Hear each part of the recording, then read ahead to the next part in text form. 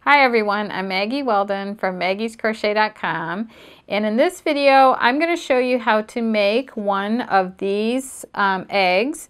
And one is a large size like this, and this is what the finished egg looks like. And to make this egg we use the Premier's Deborah Norville Serenity Chunky yarn. But the way that we're going to show you in the instructions, you can use any yarn. So you can use a worsted weight yarn like Everyday, or you could even use a fuzzy type yarn like the Alpaca Dance, or you could even try the Cuddle Fleece, or you could even try like the worsted weight, which is Eversoft here.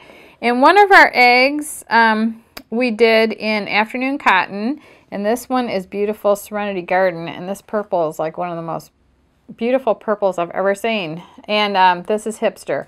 So there's endless possibilities on the yarn that you can use, because as you'll see, you open up your egg and you make a circle that's as large as the inside diameter of the largest part of the egg. So it doesn't matter what size egg you have. And I actually was at Hobby Lobby the other day and I saw an egg that was like that big, and I thought, oh my God, we could do these eggs on there. So you could do the giant eggs too.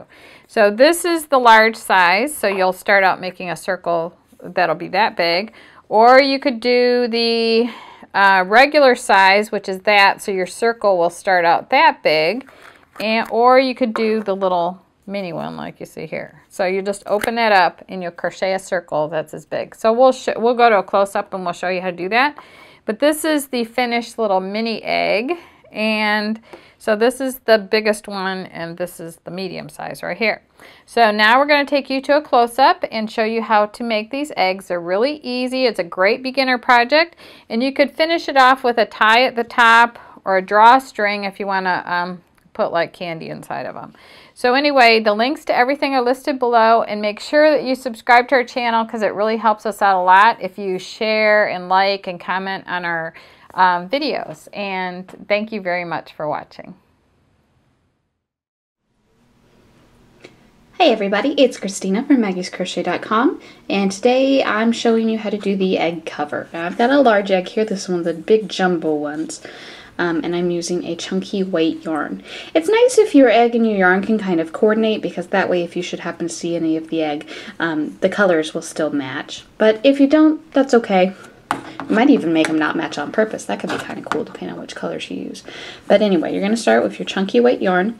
Use a size needle or a size hook that's a few sizes smaller than recommended on the label. I'm using a J hook with this today, and I think it recommended an L. But we want to make sure our stitches are nice and tight so we get good coverage on our egg. To start, you're going to chain 2. And then do 6 single crochets in the second chain from the hook. That's this first one right here. Now you can use any yarn for this. Like I said, you just want to choose a hook size that's a size or 2 smaller than it recommends.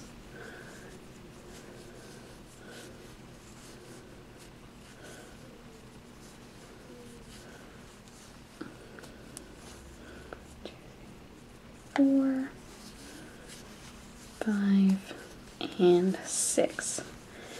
I left my starting tail a little too short, but if you leave it long, then you can go ahead and pull in that center circle so you don't have a hole at the middle of your egg. So we do not need to join this together.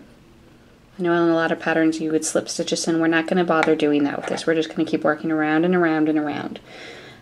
You probably will find it beneficial though to use a stitch marker so that you know when you're back at the beginning of a round, since we don't have those jump ups. So I've got one right here, and I'm just going to slide that in that stitch so I know that is the last stitch of my round. So for round 2, I'm going to do 2 single crochets in each previous single crochet, so I will have, by the time I get back to here, I should have 12 stitches. So I've made it all the way back around. Here's the stitch that I marked. I've got 10 stitches so far. So I'll remove my stitch marker now, work 2 stitches into here, and that'll be 12 stitches in the end of round 2.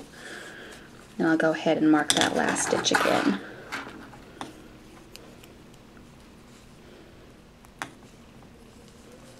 Round 3 is very similar. We're going to work 2 single crochets in the next stitch.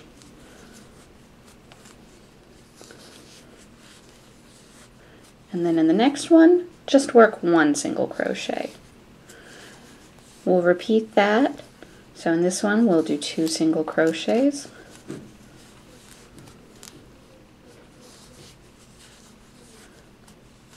And then in the next one, we'll do just 1. And we'll continue that around until we reach where we started from.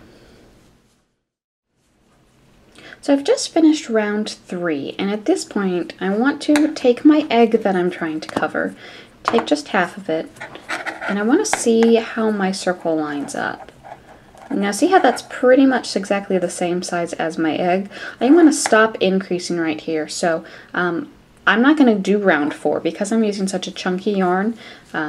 This is plenty big enough to cover my egg. So I'm going to skip working round 4 and I'm just going to work even. I'll work 1 single crochet in each stitch. If you're not there yet, if your crochet circle is still significantly smaller than your egg, just go ahead and work round 4. It's exactly the same as round 3. And then check it again at that point. And just do that as many times as you need to until your circle fits just inside of your egg, okay? Err on the side of it being just a smidge too small as opposed to too big.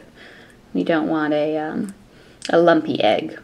So I'm just going to work straight up single crochets all the way around until I have enough of a cylinder to cover most of my egg. And once I do that, I'll come back and show you a couple different options on how you can finish this off. So I've gotten to the point where my little cylinder will about completely cover my egg. So I'm ready to decide how I want to finish this off. Now you have 3 options basically. You can sew this closed forever. We can put a drawstring in it so that you can open it back up. Or we can sew it closed forever and leave a loop so you could hang this from a tree if you have like an Easter tree or anything else you might want to hang it from. So either way, I want to go ahead and cut off my yarn. I'm going to leave a nice long tail, probably, oh I don't know, this is maybe 1.5 feet.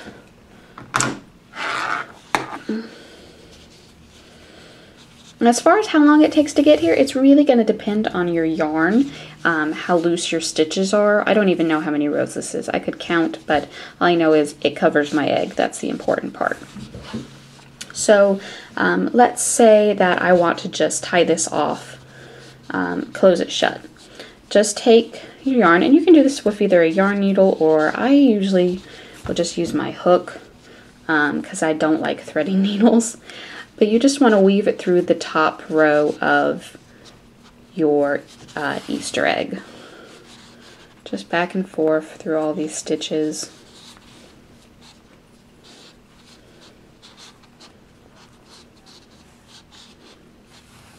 If you did want to use a yarn needle, let's see, let me grab one. Here's a good one. I got one with a nice big head here since I've got such a bulky yarn. Shimmy that on there. See, this is why I don't like threading yarn needles. But it will make this part go easier because I can just in and out and in and out a couple at a time. So once you get it threaded, it is a little faster. But you know, whichever way you prefer is fine. As far as colors to do with this, you can make it in any color you want. That's one nice thing about variegated yarns that, you know, I was thinking as I was making this, I can make a whole set out of the same skein of variegated yarn and not a single one of them would look the same. And that way they would all go together, but none of them would match. I think that would be a really nice way to do it. So after you've woven all the way around, just kind of give that a tug till it closes up, and then we'll tie this off. Now you could weave through exactly the same way with your drawstring. Just leave a little hanging out on each end. You could tie a nice bow with it. Let me show you how to do the hanging if you want to be able to hang it from a tree or something.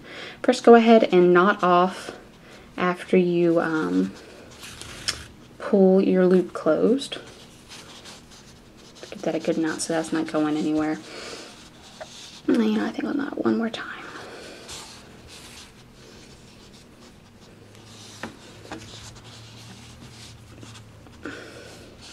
Great, so we've got a knot. Now you could chain this if you wanted to have a little bit of a thicker loop, or you can just leave it as is. So I'm going to go through on the other side. How big of a loop do I want? Let's see. For me, that's probably plenty. And then I'll just knot it.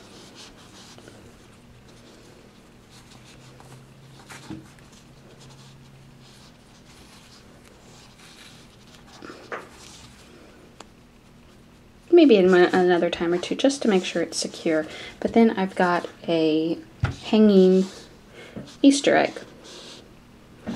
So you can find the link to the pattern below, as well as suggested materials for this project. If you've got any questions, please leave a comment below. Thanks so much for watching.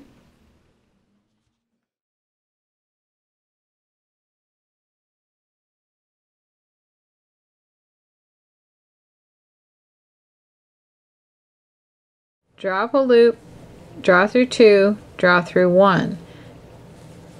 Yarn over, or if you accidentally drop it, those loops won't fall off your hook. So now I'm going to continue on, skip that one, pick up this one, skip,